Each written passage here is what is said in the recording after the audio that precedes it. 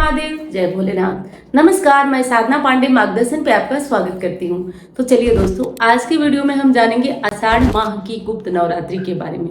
जैसा कि आप जानते हैं, गुप्त नवरात्रि बहुत ही प्रबल शक्तियों की नवरात्रि होती है।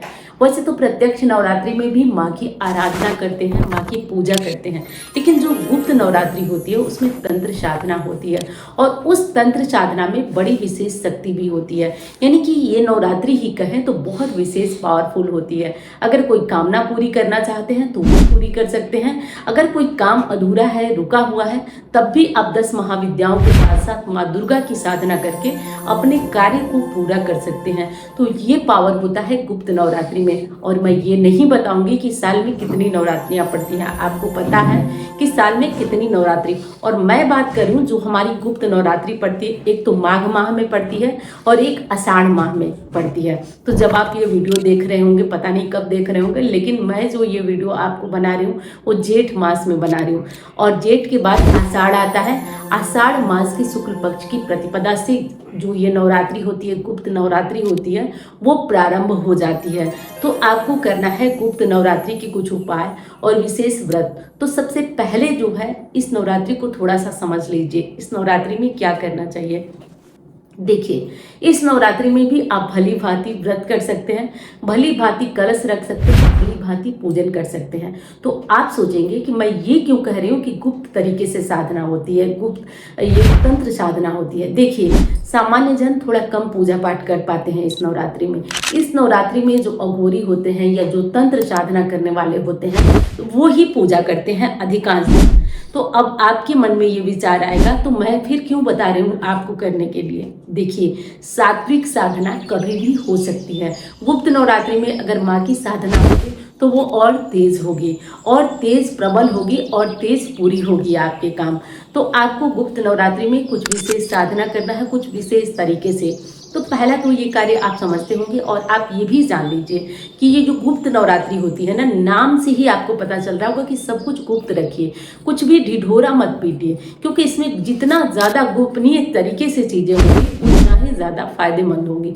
तो गोपनीयता का विशेष ध्यान रखिए। अगर आप व्रत कर रहे हैं तो आप ये लोगों में ना बताइए। वैसे तो देखिए, कितना भी आप गोपनीय तरीके से करेंगे, परिवार के सदस्य तो जान जाएंगे, लेकिन बाहर के लोगों में ये बातें गोपनीय रहे, यही उत्तम है।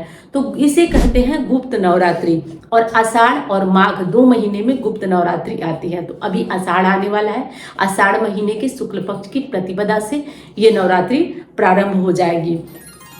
और इस नवरात्रि में कुछ विशेष कार्य होते हैं जिन्हें करना होता है, जैसे कि इस नवरात्रि में भी कलश रखना होता है। इस नवरात्रि में भी देवी की आराधना करनी होती है। तो अगर आप 10 महाविद्याओं के साथ साथ देवी दुर्गा की आराधना करते हैं तो शीघ्र ही आपके काम बनते हैं, आपके कार्य पूरे होते हैं। तो जिस विधि से हो, देवी दुर्गा की आराधना और पूजा आपको अनिवार्य रूप से करना है। आप 9 दिनों का व्रत भी कर सकते हैं, कलश स्थापना भी कर सकते हैं और आप कन्या पूजन भी कर सकते हैं। तो सारी जो विधि है वो नवरात्रि से जुड़ी हुई ही है और जैसे आप नवरात्रि में करते हैं वैसे ही आप इस नवरात्रि में भी करके देवी का आशीर्वाद ले सकते हैं, देवी की पूजा को पूर्ण कर सकते हैं। तो सबसे पहले तो हम लोग ये जान लेते हैं कि ये जो गुप्त नवरात्रि है वो पड़ किस दिन रही है। गुप्त नवरात्रि 26 तारीख से प्रारंभ हो रही है और 4 जुलाई तक रह रही है। 4 जुलाई को नवरात्रि का समापन होगा। तो 26 तारीख से 4 जुलाई तक इस नवरात्रि का आपका 26 मतलब 26 जून से और 4 जुलाई तक इस नवरात्रि को आपको व्रत करना होगा। तो इसे कहेंगे गुप्त नवरात्रि। और क्या करना होगा इस नवरात्रि में, तो देखिए, और विशेष आपको ये करना होगा कि कलश रखना होगा। तो चलिए, कलश स्थापना का शुभ मुहूर्त भी आप नोट कर लीजिए। 11:56 से 12:52 तक आपको 26 तारीख को प्रतिपदा तिथि को कलश स्थापना करना है।